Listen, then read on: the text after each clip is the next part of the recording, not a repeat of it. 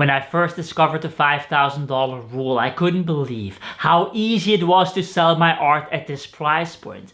Now, if you find this video, you are lucky, because after watching it, you will be selling your first artwork at the $5,000 price point. I discovered this rule at an art fair, so I arrived at the fair in London. I nervously unpacked my art and I brought one test piece with me. Now, my heart is pounding in my chest because this is a very important moment. I've invested thousands of dollars in this, in transportation costs, in ticket costs, in accommodation costs.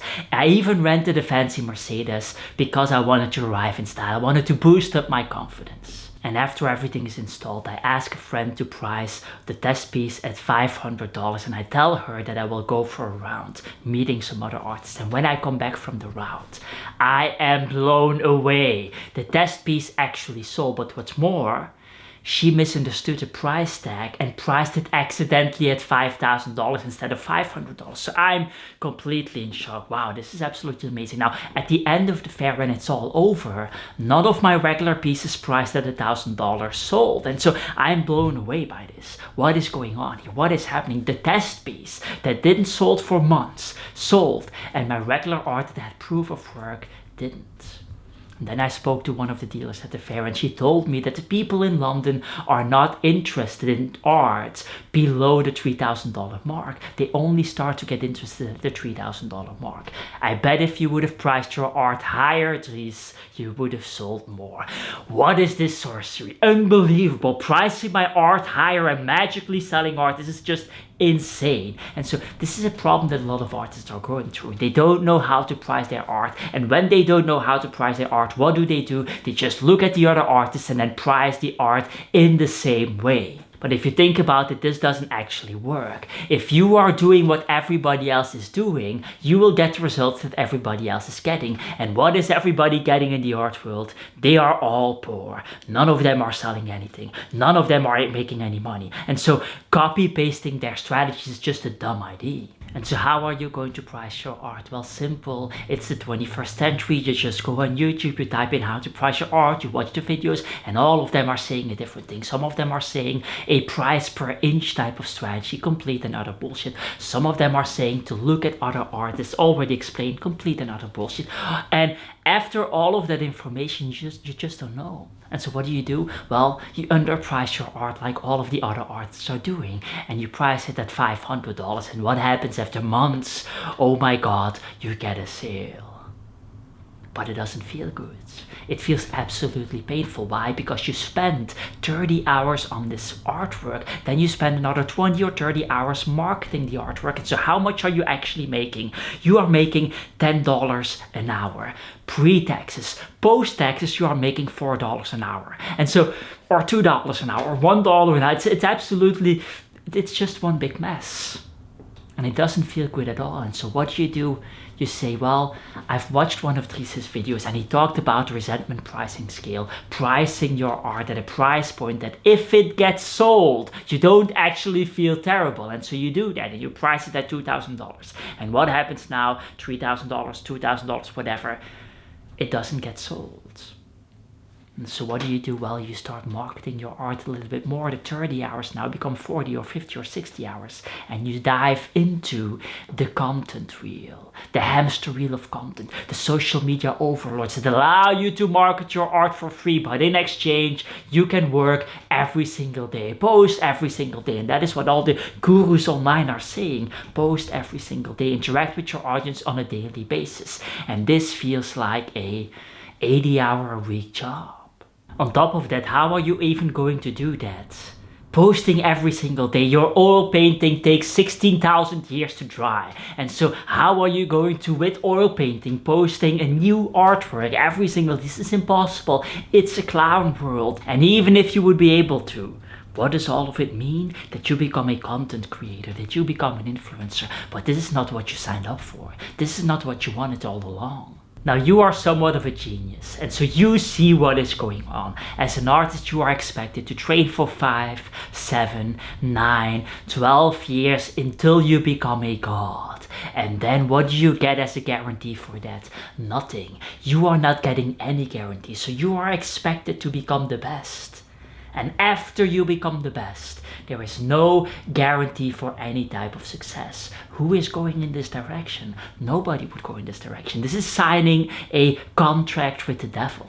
And so considering that there is no guaranteed future, the weight of your dreams comes falling and crashing down on your soul. And so the entire world feels as if everything is stacked against you. And the reason it feels like this is because everything is stacked against you. This is true.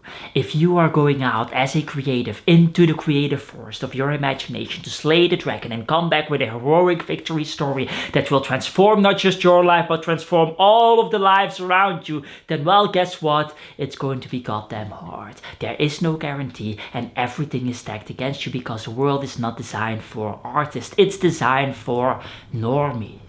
If it feels like the only way for you to succeed is to have either shitloads of money coming from an extremely wealthy family or have massive social media followings, then the reason it feels like this is because it is like this. The reality is that people who come from extremely rich families have it much better than you. People who come from extremely rich families, they don't need a sales track record. They don't need a sales track record because the galleries that they could potentially collaborate with, they will see a sales track record even though there is none. They know that the people that are connected to these rich families have extreme amounts of money, and for them, giving a compliment to the family by buying the art of the son or the daughter for $3,000 is peanuts. It's just change. And these galleries, they know that. And so these galleries see a track record when there is none. In other words, all of these people will have an advantage that you don't have, that I don't have. And so the world is in fact rigged against you. This is why it feels that way.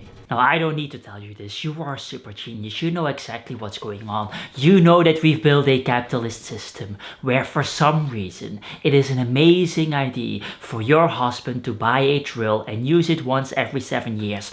But buying an artwork that you will look at every single day in your living room, that will make your life beautiful, that will make your life more meaningful, that will have some kind of impact on a daily basis, that is a very terrible idea because art is so-called useless.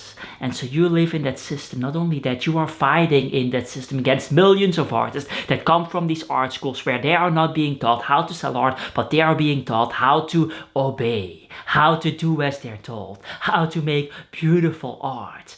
And so you are fighting against millions of people in a system that doesn't want what you have to offer. And it feels rigged because it is rigged. On top of that, some of those people that you're fighting against come from extremely rich families, which will always have an impact, which will always have that advantage over you. And so, what are you going to do? Well, the alternative is to work a slave job. The alternative is not better. The alternative is even worse. You are going to work a slave job where you will have nothing. You will work and make somebody else's dream come true. You will be miserable. You will work in that soul-crushing job for a miserable slave wage, realizing, because you're a very smart person, that the middle-aged peasants, the worst period to be alive. These people had 120 days off. They had 120 holidays a year. This was one of the selling points of Christianity. And so your regular slave job where you will have 5 weeks off is not better. It is worse than the peasants. And it is worse than chasing your dreams. At least when you're chasing your dreams, you're fighting for something that's bigger than yourself. Now, on top of all of this, you are also fighting against AI.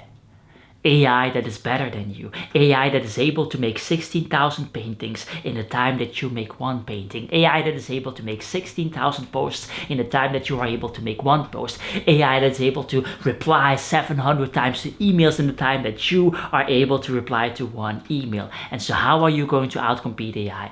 You will not outcompete AI. And so the game is in fact absolutely rigged against you. And yes, the AI companies have used your content, your work, your posts online to make their AI in the first place, to make the thing that will be replacing you. Now, all of this sounds horrible, but of course there is a solution to all of this. Of course you can in fact succeed. Of course you can in fact not only chase your dreams, but actually make them a reality. That is why we're watching this video. Now, before I give you the solution, let's take a look at Monet. Claude Monet, one of the best painters to ever live, and how he solved a very similar situation. So in the mid-1800s, Monet, just like you and me, wants to become one of the great artists, wants to become one of the best artists of his time, wants to make a name for himself. And so what do you do in the 1800s if you want to make a name for yourself? You go to the establishment, you go to the gatekeepers. And so what does Monet do? He submits his art to the Salon de Paris, the gatekeeper of that time. Those who decide who will become the best artists in the world and who will be forgotten. If you get accepted by this established institution, then your art career is set. If you don't get accepted, then, well, people will forget you. And as you see it coming, obviously he gets rejected. They don't like his work. They actually hate his work. They don't understand this type of style. They don't understand why people would choose to take these tubes and then paint outside. Why would you go outside? Why would you not just paint in your studio? In your studio you have the best options. You have the best paintbrushes. You have the best paint. You have the best easel. You have light that you can control. Why would you in God's name go outside? This doesn't make any sense. But Monet wants to capture light. He wants to do something completely different. He wants to do something revolutionary. And so what does he do when he gets rejected? He takes a couple of his friends and then they organize their own exhibition. What is the name of that one again?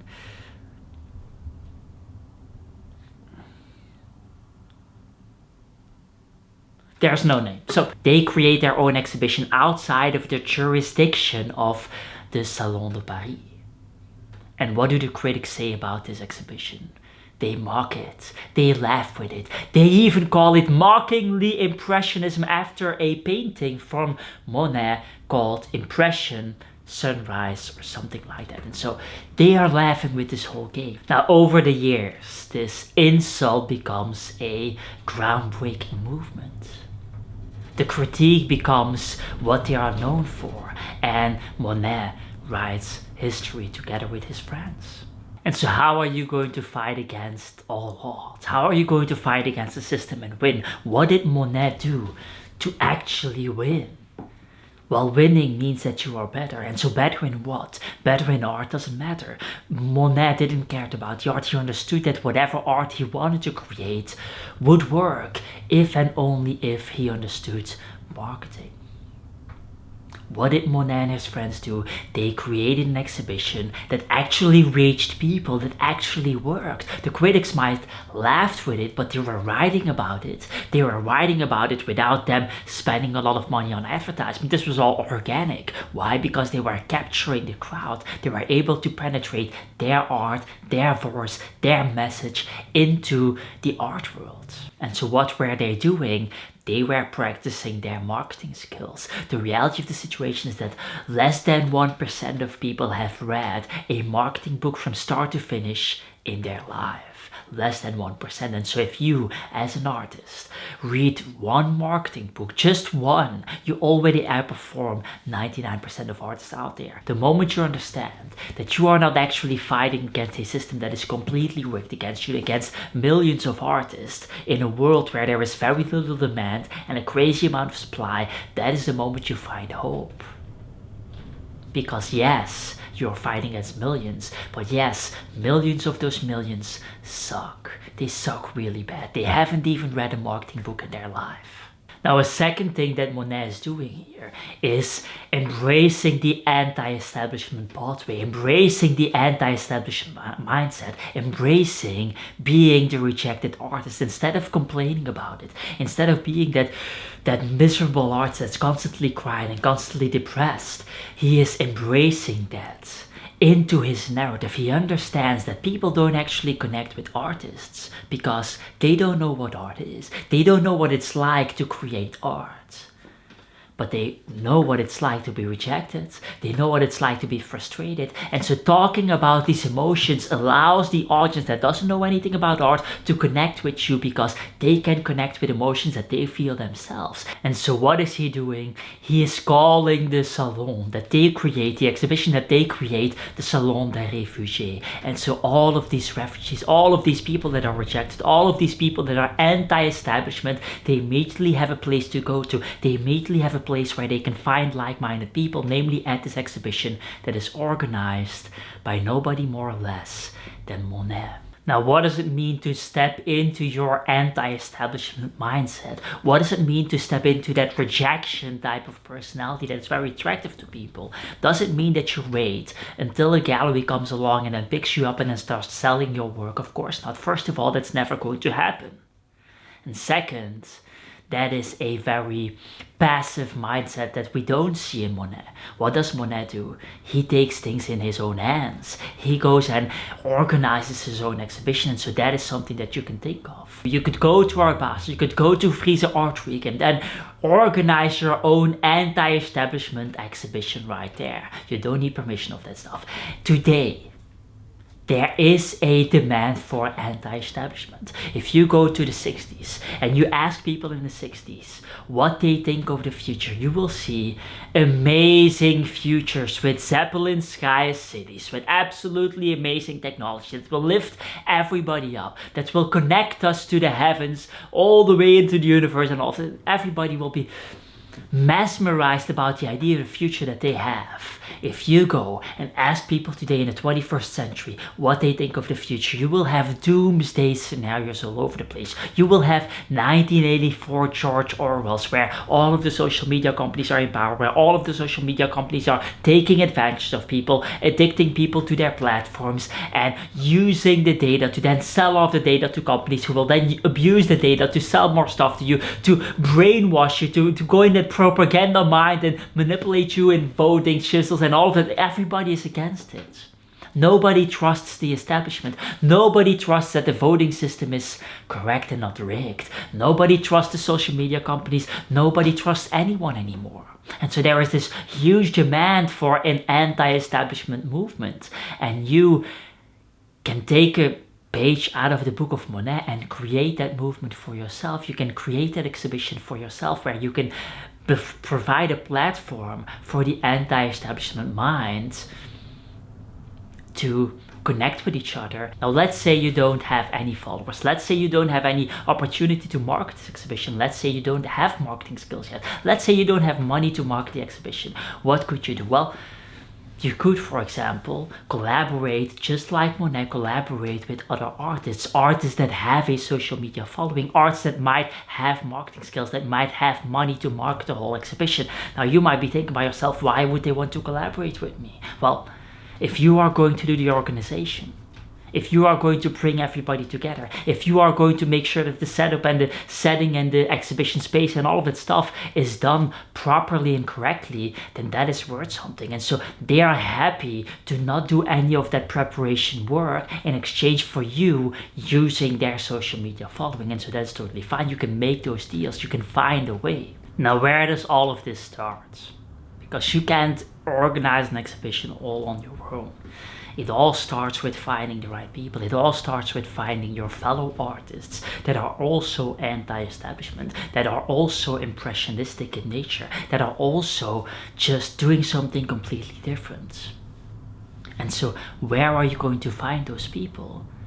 Well, you will have to go into communities. One of the most powerful aspects of the internet is that people are developing communities online, paid communities where you can find other artists that are also serious about their art trajectory. None of that free Instagram BS, none of that free Facebook BS. The point with free stuff is that number one, you are the product, and number two, the people that are there are just simply not serious about it. They are not in it for the long haul. They will be the people that quit 6 months later, that quit 3 months later. And so connecting to those people is a waste of your time.